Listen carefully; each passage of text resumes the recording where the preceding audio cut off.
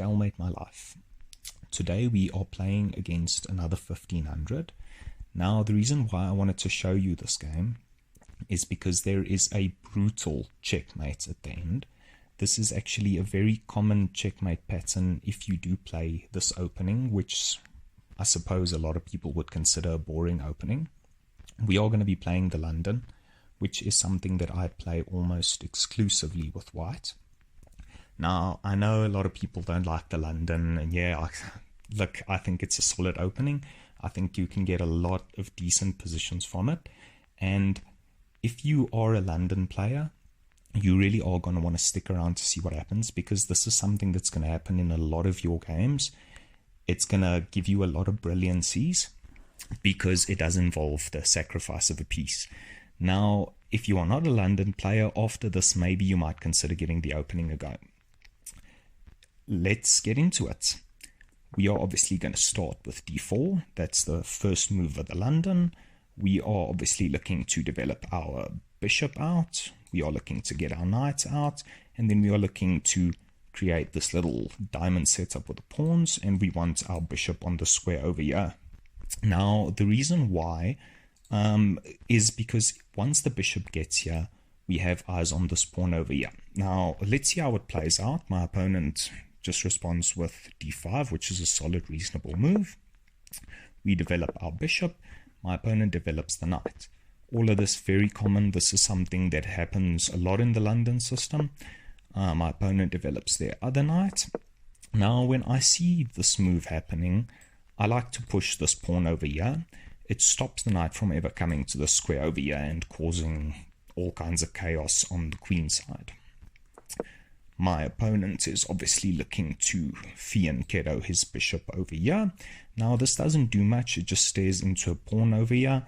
I suppose if the pawn gets traded off in future, it could become an issue where the knight, or the bishop at least, does have eyes over here. Right now, that doesn't really seem like too much of a problem. All of this is very standard. We are just going for our London setup. My opponent does then, in fact, fianchetto the bishop. We finish our development, and this is the London setup. This is kind of exactly what you are hoping to get when playing the London. Our bishop is got eyes on this square over here. Right now, it's not looking too bad. It's very equal. My opponent brings out the bishop. Now, this is the first thing that you want to look for. If you see this move, this is already going to get you thinking about the end of the game, which is going to lead to the brutal checkmate that I mentioned. When this happens, I just slide my bishop back. The reason why we are doing this, why we are sliding the bishop back to the square over here, we want the bishop to take us. We want to get captured, and then we want to capture back with a pawn.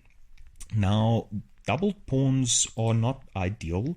In this case, it's really actually not so bad. It's actually going to be very good for white because we are opening up this line of attack over here. Now, you'll see what happens after this. Let's watch the moves play out. My opponent captures, which is exactly what we want. We capture back. Now, our bishop is looking to the square over here. Our knight, or our rook at least, is also looking at the square. It's not doing much right now because it is defended by the knight and the rook.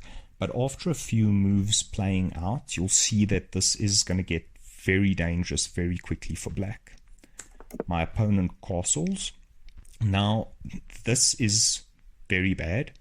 Putting your king in the corner over here, where all these powerful pieces are staring, I think this is dangerous. My opponent is very brave for playing it, but you would be surprised how many people actually do this. People castle king side because it's just what they do. Now, like I said, this is just bad. If I was playing black, I would, well, look, maybe I would do this, but I know how venomous this attack is with white, so it's not something that I would consider. Anyway, now our next idea here, and this is also very common in the London because we want to get our queen over here. Not right now, obviously, because the horsey over here is defending the square. But in the future, that's something we definitely want to do. Now, there's a way that we can do this if our opponent allows it, and that is by playing our knight over here. Once again, we want to get captured. We want this horse to take us because we want to then capture back with a pawn. That means that our line of attack over here is open. The pawn is now attacking the knight. The knight has to move. Once the knight moves, then we can uncork a brilliant set of moves that will lead to checkmate. So we do play the horse to e5. My opponent captures. Now I'm starting to think that this is looking very dangerous. This is something that happens often in the London, like I mentioned, and we are getting everything that we want.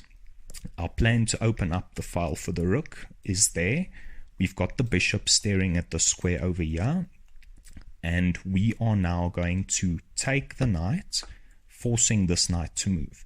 Now, if this knight moves anywhere backwards, mate is already on the board, and I'll give you a few seconds to try and see if you can find the mate once this horse moves. I will show it later, but I'll give you a few seconds to see if this knight moves. Where is the checkmate? Can you find it? Let's say the knight moves to any one of these two squares. Mate is on the board. Alright, so I'm not going to show it right now because it's going to happen very soon anyway. In this case, the knight is going to move to this square over here. Now, this does stop the immediate checkmate because it is stopping our bishop from seeing the square over here. We do not want to capture with a bishop. The reason why we don't want to capture with a bishop is because now we are going to lose sight on the square over here. I do not want to capture with a knight either.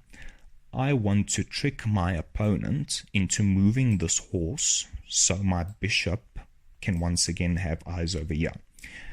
With that in mind, we set a little trap. I bring out my queen. Now, the knight can capture this knight. It is only defended by the king.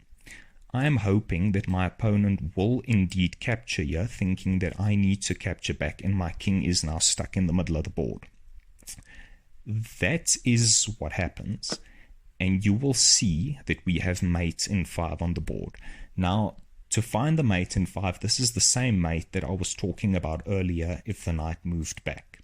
If you did find it, great, it's going to be the same pattern. If you didn't find it, see if you can find it now.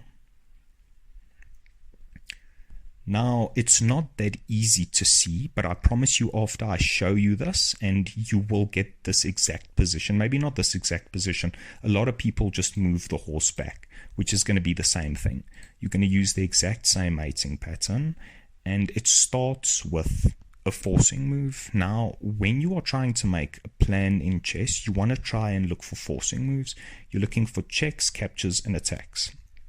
What check do we have right now that we can play?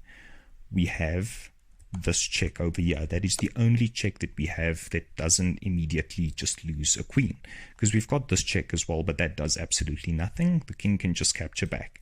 With this move, the king cannot capture the bishop. The king has to move to the side. It's the only legal move, which is what happens.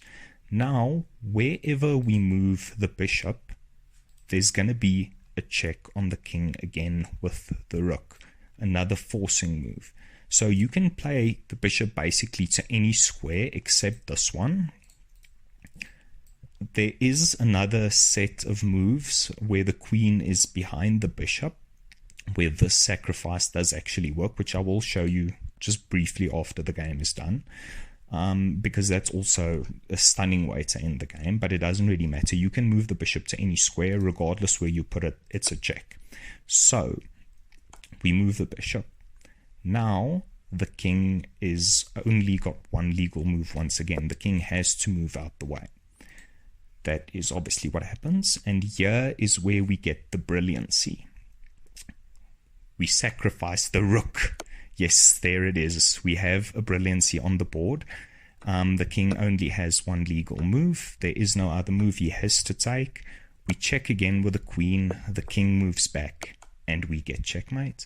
So I'm just going to go back a little bit, yeah?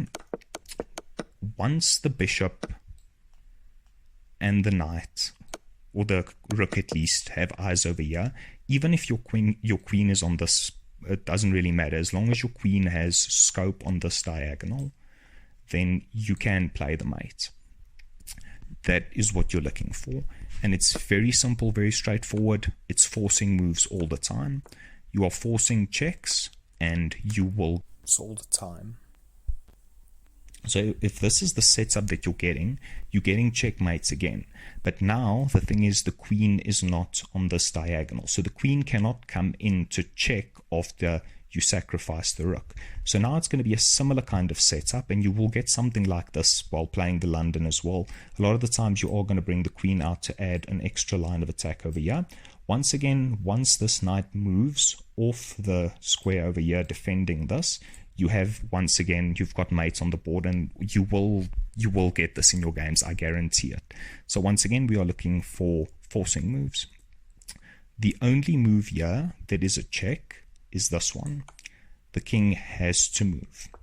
Now, in the previous game, you can move the knight or the bishop at least to any one of these squares over here.